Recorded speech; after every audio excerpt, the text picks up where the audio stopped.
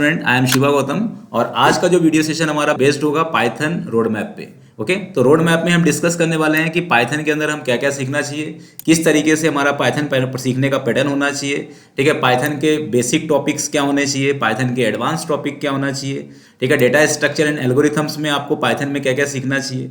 Multinational company Python के अंदर interview में किस तरीके से क्वेश्चन पूछते हैं। ठीक है, तो ये सभी चीज़ें हम डिस्कस करने वाले हैं क्योंकि पाइथन आज के डेट में सबसे ज़्यादा यूज होने वाली लैंग्वेज है और इसकी डिमांड बहुत ज़्यादा है। अभी आपको पता होगा कि 5 ईयर्स से इंडिया के अंदर पाइथन के अंदर 10 लाख से भी ज़्यादा जॉब क्या हो रहे हैं, क्रिएट हो रहे हैं। ओके, तो ऑल ओवर वर्ल्ड में पाइथन की बहुत डिमांड है और पाइथन अलग अलग टाइप के सेक्टर्स में यूज़ हो रहा है। डेटा साइंस में यूज़ हो रहा है, मशीन लर्निंग में यूज़ हो रहा है, आर्टिफिशियल इंटेलिजेंस में यूज़ हो रहा है।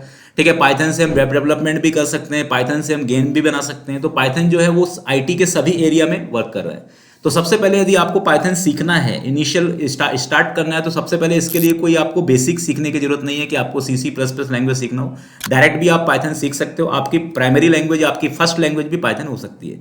तो सबसे पहले पाइथन सीखने से पहले पाइथन के जो बेसिक कंसेप्ट हैं, basic concept in the sense कि पाइथन के अंदर हम किस तरीके से वेरिएबल डिक्लेरेशन करते हैं, पाइथन के अंदर हम किस तरीके से कांस्टेंट डिक्लेरेशन करते हैं, पाइथन के अंदर हम किस तरीके से data type declaration, data type हम डिक्लेरेशन तो नहीं करते पर डेटा टाइप कौन कौन से पाइथन के अंदर होते हैं, पाइथन के अंदर हिडन डेटा टाइप कौन से होते हैं, मींस एब्स्ट्रैक्ट डेटा टाइप कौन से होते हैं। ठीक है, इसके बाद ऑपरेटर्स कॉन्सेप्ट आपको सीखना चाहिए कि पाइथन में ऑपरेटर्स कौन कौन से होते हैं। ठीक है, ऑपरेटर्स में मैं आपको बताना चाह रहा हूँ कि यूनरी ऑपरेटर्स का कोई सपोर्ट नहीं है पाइथन में, तो आपको बाइनरी ऑपरेटर्स में पाइथन में कैसे यूज होता है, साथ में बिटवाइज ऑपरेटर कैसे यूज होता है।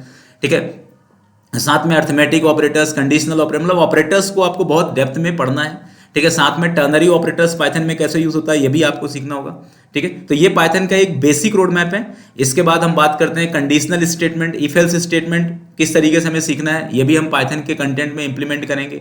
लूप स्टेटमेंट क्या होता है ये भी पाइथन के बेसिक कॉन्सेप्ट में होता है। लूप में आपको पाइथन के अंदर while loop, for loop, while else loop, for else loop, ये सीखना चाहिए। ठीक है, इसके बाद फिर नेक्स्ट जो हमारा इंप्लीमेंटेशन होता है वो होता है आपका फंक्शंस पे। तो फंक्शंस क्या होते हैं, कितने टाइप के फंक्शंस होते हैं, अलग अलग टाइप के पैरामीटर्स वाले फंक्शंस कौन से होते हैं। ठीक है, इसके बाद फिर नेक्स्ट आपको सीखना होगा मॉड्यूल्स, कि पाइथन में मॉड्यूल्स का कॉन्सेप्ट क्या होता है। ठीक है, मॉड्यूल्स, यूजर डिफाइंड मॉड्यूल्स क्या होते हैं, प्री डिफाइंड मॉड्यूल्स क्या होते हैं, मॉड्यूल्स को हम किस तरीके से एक पर्टिकुलर फाइल से दूसरे फाइल में कैसे हम इंपोर्ट या एक्सपोर्ट करते हैं, इसका भी नॉलेज आपको होना चाहिए। इसके बाद फिर ऑब्जेक्ट ओरिएंटेशन, ये पाइथन का एडवांस टॉपिक है। ठीक है, advance topic in the sense कि आपको एडवांस टॉपिक्स में पाइथन में ऑब्जेक्ट ओरिएंटेशन, प्रोग्रामिंग स्ट्रक्चर का नॉलेज होना चाहिए। इसमें class and object, data abstraction, data encapsulation, polymorphism, inheritance, ठीक है, इसका नॉलेज होना चाहिए। फिर इसके बाद आपको एक्सेप्शन हैंडलिंग का नॉलेज बहुत डिटेल में होना चाहिए। एक्सेप्शन हैंडलिंग क्या होता है, कस्टम एक्सेप्शंस क्या होते हैं, कस्टम एक्सेप्शंस हम कैसे क्रिएट कर सकते हैं। ठीक है, इसके बाद रेस कीवर्ड क्या होता है एक्सेप्शन में, ये भी बहुत ही इंपॉर्टेंट है। ठीक है, इसको आपको सीखना ही चाहिए। सीरियलाइजेशन, डिसीरियलाइजेशन क्या होता है, फाइल हैंडलिंग कॉन्सेप्ट में आपको फाइल में डेटा कैसे रीड करते हैं, कैसे राइट करते हैं, टेक्स्ट फाइल क्या है, बाइनरी फाइल क्या है, मीन्स फाइल हैंडलिंग का जो कॉन्सेप्ट है इसको भी आपको बहुत अच्छे से सीखना चाहिए। ठीक है, मतलब ये मैं आपको पूरा स्टेप बाय स्टेप प्रोसेस बता रहा हूँ कि एडवांस में आपको किस तरीके से सीखना होगा। ठीक है, फाइल हैंडलिंग के बाद आपको डेटाबेस हैंडलिंग का नॉलेज भी होना चाहिए कि पाइथन से हम डेटाबेस से कैसे कनेक्टिविटी कर सकते हैं, पाइथन से एसक्यूएलाइट में कैसे कनेक्टिविटी करते हैं, पाइथन से मायस्क्यूएल में कैसे कनेक्टिविटी करते हैं। डेटाबेस का आपको बेसिक नॉलेज भी होना चाहिए। तो ये आपका पाइथन का एडवांस टॉपिक है। अब पाइथन के बहुत ही इंपॉर्टेंट टॉपिक्स जो एडवांस पाइथन में ही आता है लेकिन ये इंटरव्यू प्रोस्पेक्टिव से बहुत ही ज़्यादा इंपॉर्टेंट है, वो मैं आपको पूरा का पूरा रोड मैप बताता हूँ। तो एडवांस टॉपिक्स के अंदर ये तो मैंने आपको एडवांस टॉपिक का फेज 1 बताया। अब एडवांस टॉपिक का जो फेज 2 है उसके अंदर आपको मंकी पैचिंग का नॉलेज होना चाहिए। ठीक है, मंकी पैचिंग क्या होता है, पिकलिंग और अनपिकलिंग का नॉलेज होना चाहिए। ठीक है, इसके बाद आपको लिस्ट कॉम्प्रिहेंशन का नॉलेज होना चाहिए, लिस्ट स्लाइसिंग का नॉलेज होना चाहिए, लिस्ट वर्सेस एरे का नॉलेज होना चाहिए। ठीक है, तो ये सभी चीजें आपको बहुत अच्छे से मैनेज होना चाहिए। मैप मेथड्स कैसे यूज किया जाता है, map method, dynamic map methods क्या होते हैं, इनका भी पूरा का पूरा आपको अच्छे से सीखना चाहिए। ये पूरा का पूरा जो एडवांस पर्टिकुलर पाइथन का पूरा एडवांस क्या है, इंप्लीमेंटेशन है। ठीक है, इसके बाद आपको डेटा स्ट्रक्चर का भी सीखना चाहिए क्योंकि डेटा स्ट्रक्चर जो कंसेप्ट होता है वो पाइथन के अंदर किस तरीके से इंप्लीमेंट होता है, ये इंटरव्यू प्रोस्पेक्टिव से बहुत ही इंपॉर्टेंट है। और पाइथन रोड मैप में ये है कि लास्ट स्टेज में आपको पाइथन का डेटा स्ट्रक्चर भी सीखना चाहिए। इनिशियल स्टेज में कभी भी डेटा स्ट्रक्चर नहीं सीखना चाहिए क्योंकि इनिशियल स्टेज में यदि आप डेटा स्ट्रक्चर सीखेंगे तो पहले आपको लैंग्वेज का नॉलेज नहीं होगा और डायरेक्टली आप डेटा स्ट्रक्चर सीखते हैं तो आपको डेटा स्ट्रक्चर समझ में नहीं आएगा। तो जब आप पाइथन का जो कोर कंसेप्ट है और एडवांस कॉन्सेप्ट यदि आप अच्छे से लर्न कर लेते हैं उसके बाद फिर आपको डेटा स्ट्रक्चर सीखना चाहिए। ठीक है, डेटा स्ट्रक्चर में आपको बेसिकली जो लिस्ट है, टपल है, डिक्शनरी है, सेट है, इनको कैसे हम इंप्लीमेंट करते हैं। ठीक है, लिस्ट के अंदर कितने टाइप के लिस्ट होते हैं, एरे के थ्रू कैसे डेटा स्ट्रक्चर इंप्लीमेंट होता है, लिस्ट से हम स्टैक कैसे बना सकते हैं, लिस्ट से हम क्यू कैसे बना सकते हैं। ठीक है, ये पूरा इंप्लीमेंटेशन आपको करना रहेगा। ठीक है, जो लिंक लिस्ट इंप्लीमेंटेशन होता है उसको भी आपको लिस्ट और एरे के थ्रू इंप्लीमेंट करना होगा।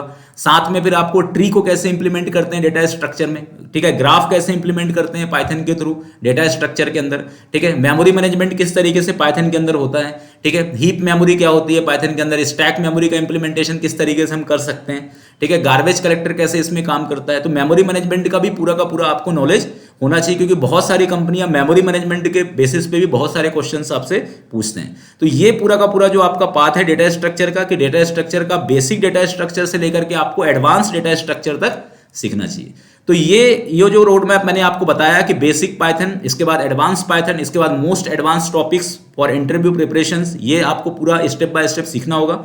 फिर लास्ट में आपको डेटा स्ट्रक्चर का पूरा इंप्लीमेंटेशन करना होगा, वो भी प्रैक्टिकली। इसके अंदर आपको एल्गोरिथम्स भी बनाने होंगे और साथ में आपको प्रोग्राम्स भी बनाने होंगे। तो यदि आप इस तरीके का पूरा स्ट्रक्चर फॉलो करते हैं तो जितने भी मल्टीनेशनल कंपनी है या जितने भी छोटी कंपनी है, चाहे वो बड़ी कंपनी है, ये पाइथन के अंदर आप अच्छे से प्रिपेयर होंगे और इनके इंटरव्यूज आप क्रैक कर सकते हैं। तो this is the complete road map for Python. Python advance topic for project implementations. ठीक है, पाइथन का पूरा इंप्लीमेंटेशन या पाइथन पूरा सीखने के बाद आपको पाइथन के अंदर के प्रोजेक्ट से रिलेटेड किस किस टॉपिक को आपको सीखना चाहिए, ये भी मैं आपको डिस्कशन करना चाहता हूं। ठीक है, तो सबसे पहले यदि आपको प्रोजेक्ट इंप्लीमेंटेशन करना है तो पाइथन के अंदर जो CUI इंप्लीमेंटेशन है, इस पे प्रोजेक्ट आप नहीं बना सकते। ठीक है, पाइथन का जो CUI है, मीन्स का पाइथन के अंदर जो आप कैरेक्टर यूजर इंटरफेस यूज करते हैं या कमांड प्रॉम्प्ट के अंदर जो प्रोग्राम चलाते हैं, इससे आप सिर्फ अपना लॉजिक बिल्डिंग कर सकते हैं। यदि आपको प्रोजेक्ट सीखना है तो पहले आपको डिसाइड करना पड़ेगा कि आपको किस टाइप का प्रोजेक्ट बनाना है। आपको डेस्कटॉप एप्लीकेशन बनाना है कि आपको वेब एप्लीकेशंस बनाना है। यदि आपको डेस्कटॉप एप्लीकेशन बनाना है तो डेस्कटॉप एप्लीकेशन में आपको कैंटर सीखना चाहिए।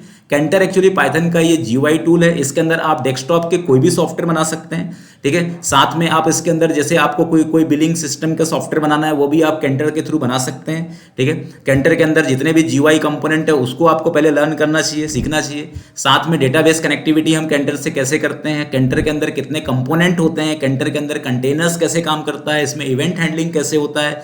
ठीक है, इसके अंदर कंटेनर्स के अंदर सब कंटेनर्स कैसे बनाते हैं, ये सभी कैंटर्स के अंदर के इंटरनल कंपोनेंट्स होते हैं, ये भी आपको बहुत अच्छे से सीखना होगा। ओके, साथ में आपको डेटाबेस का भी अच्छे से सीखना होगा, जैसे आपको डेटाबेस में टेबल्स कैसे बनाते हैं, जॉइंस ऑपरेशंस कैसे इंप्लीमेंट करते हैं, क्रेड ऑपरेशंस कैसे परफॉर्म करते हैं, इनके बारे में भी बहुत अच्छे से आपको सीखेंगे, प्रैक्टिस करेंगे, तभी आप प्रोजेक्ट बना सकेंगे। अब दूसरा जो एरिया होता है that is called web development. यदि आपको पाइथन के अंदर वेब डेवलपमेंट में प्रोजेक्ट बनाना है तो सबसे पहले आपको HTML, CSS, जावास्क्रिप्ट इनको सीखना होगा। ठीक है, इसके बाद फिर आपको जेंगो फ्रेमवर्क सीखना होगा। जेंगो फ्रेमवर्क में किस तरीके से हम ऐप बनाते हैं, कैसे हम प्रोजेक्ट बनाते हैं, कैसे हम कॉन्फ़िगरेशन करते हैं, डेटाबेस कनेक्टिविटी किस तरीके से हम जेंगो फ्रेमवर्क में कर सकते हैं। ठीक है, इन सभी टूल्स को आपको सीखना होगा, इन सभी प्रोसेस को आपको सीखना होगा, तभी आप एक रियल टाइम प्रोजेक्ट्स बना सकते हैं। ठीक है, तो पाइथन के अंदर का रोड मैप में सिर्फ लैंग्वेज नहीं सीखना है आपको। ठीक है, लैंग्वेज सीखने के साथ साथ आपको प्रोजेक्ट इंप्लीमेंटेशन भी सीखना है और प्रोजेक्ट को भी आपको डिफाइन करना होगा, तभी आपका पाइथन का जो नॉलेज है वो कंप्लीट होगा। ठीक है, अकेला सिर्फ पाइथन का कोड करने से आपका सिलेक्शन नहीं होगा। ठीक है, तो पाइथन के रोड मैप में मैं आपको प्रोजेक्ट इसलिए कवर कर रहा हूं क्योंकि प्रोजेक्ट जो है वो भी इंटरव्यू के लिए बहुत ही इंपॉर्टेंट पॉइंट्स है। और एटलीस्ट जब भी आप फ्रेशर लेवल पे यदि आप कोई भी रिज्यूमे प्रिपेयर करें तो उसमें एटलीस्ट 2 प्रोजेक्ट तो आपको मेंशन करना ही चाहिए। उसमें आपको एक प्रोजेक्ट आपका डेस्कटॉप बेस्ड होना चाहिए और दूसरा जो प्रोजेक्ट है वो क्या होना चाहिए, वेब बेस्ड होना चाहिए। तो इस तरीके से ये पूरा का पूरा पाइथन का इंप्लीमेंटेशन है। ठीक है, जो मैंने आपको इनिशियल स्टेप्स से लेकर के लास्ट स्टेप तक डिस्कस किया।